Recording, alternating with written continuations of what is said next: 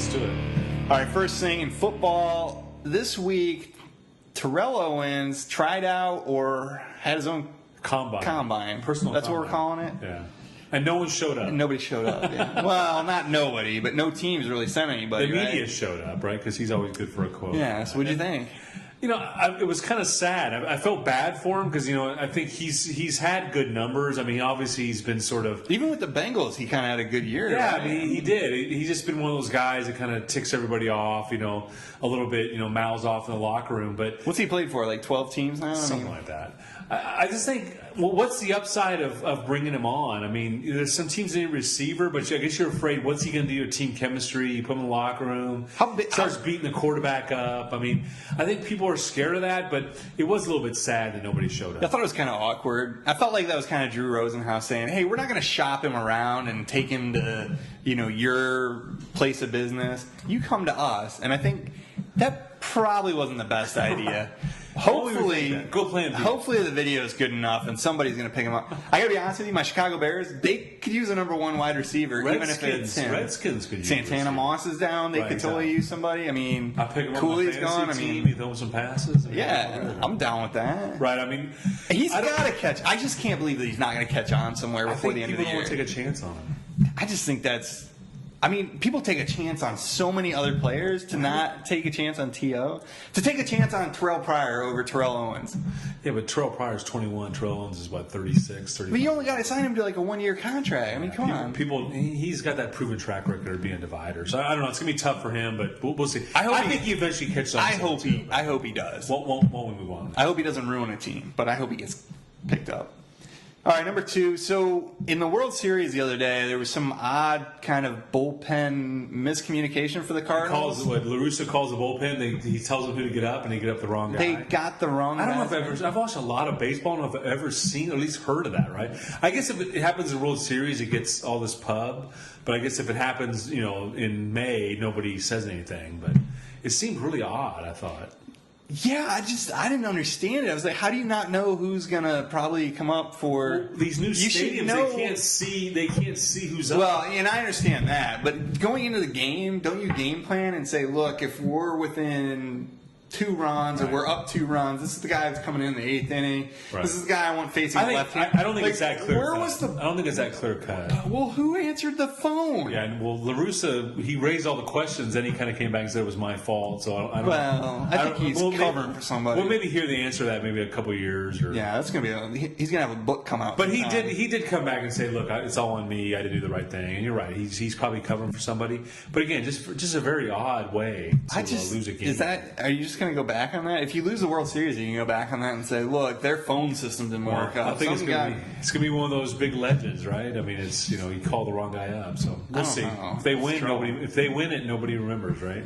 All right. So moving on, we'll go into the college arena, and I'm kind of sick of talking about it. I know, but it comes up every week. I just don't know how to get away from these like conference changes, conference realignment. We got West Virginia going to the Big 12 now. We got Missouri. I mean, there's so many storylines it's hard to keep track of. There was supposedly 3 conferences were gonna meet and talk about being a super conference, and it was the Big East, Conference USA, and the WAC, and they were gonna meet and say, let's have like 30 teams. And then we have to get a BCS bid because we're going to have that many teams. Yeah, I just really hate this. They're going to blow up college football. Well, I mean, the Big East backed off, obviously. The Big East is done, isn't it? I mean, they're down to, I don't know. Right. They're down to like 16. They're going to lose the BCS. I mean, everybody wants the automatic BCS bid, right? I mean, that's the big jewel. That's why that's the money maker. That's why TCU going over there. That's the money maker. And they went back to the Big 12. Oh, yeah. So, I mean... Boise State wants to be in the Big East, but just for football, not for anything else. Big East is going to lose the BCS bid. Yeah. That's going to do them in from a football perspective. Go back to being a basketball conference. Play football somewhere else. I mean... I think these other conferences thought, hey, maybe we can get the Big East to kind of... They're really hurting right now. Maybe we can like beg them to get into the super conference. But how do you have a team in Utah that's going to be in the Big East? That makes no sense. I agree with you. I told you weeks ago I hate this where they lose the regional ties. You have to change. I guess you have to change the name. To me, I don't think that this is insanity. Well, and the other problem I have with it is, okay, the BCS bid should be based on do you have quality teams, not do you have 30 teams. Like, it shouldn't just be the number. for a while I thought that the Big East didn't deserve a BCS. You got Rutgers. You got Rutgers. Come on, man. West Virginia. I mean, those teams, since they lost Miami, Virginia Tech, and Boston College, I felt like maybe they shouldn't get an automatic bid. Right. Now I'm like, they definitely shouldn't. Well, you should be happy because not getting it. Yeah, no, they're not getting it. Yeah, you got what you want. All right. Yeah, fine. We'll end that. But, look forward to next week when we talk about somebody else moving somewhere else, right? Be great. I look forward to it. I mean, every week we'll talk. We'll keep you guys updated. But get this sorted out by about 2 years.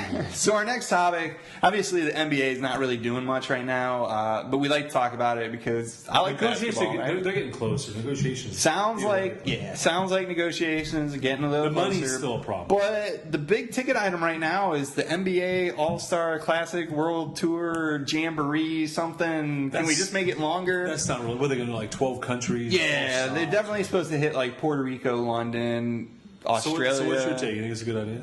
I think it's a terrible idea, and I think people keep backing out, right? Originally, Russell Westbrook and Kevin Durant backed out. Or not Kevin Durant, but Russell Westbrook and Derrick Rose backed out. Now you got LeBron backs out, Carmelo backs out, CP3 backs out. Because everyone realizes, what are you going to do? Well, yeah, I mean, do you really want to wear yourself out on this trip? Well, I mean, it's not going to be a compelling game either, because it's going to be like the NBA All-Star game where no one plays. It's going to be like the Globetrotters. Come on. Right, someone you take 5 steps and dunk. I mean, there's going to be no good officiating. People want to see real basketball. Yeah. People playing defense and offense. I mean, I think those guys were better off when they were getting offers to play overseas than they are doing this World Tour thing. I mean, having Kobe go over and play 5 to 10 games for Italy, right, some team over there. I mean, that's not a bad deal. That's not a bad gig. Right. Show the owners you can make money just somewhere else. But this All-Star Tour thing, and I know part of it's going to go to charity, so I got to kind of be like, this is a good thing, but. It's not a good idea. Just get the deal done. Let's move on. So the next topic we got is NASCAR, and there's a lot of buzz around the NASCAR garages right now.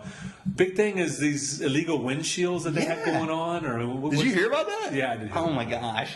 Inappropriate thickness or something? So what's your take on that? First of all, they were never actually used in competition, so I'm kind of like, this is bogus anyway. But I guess what did they suspend 6 guys or they fined 6 guys for having illegal windshields in a car that they didn't use in competition? Well, now there's a new thing around where Chad Canales was telling Jimmy Johnson if he won Talladega he had to crash the car because they didn't want to get an inspection of the car. Well, that should be interesting. It's just totally expanding. So what's your take on that?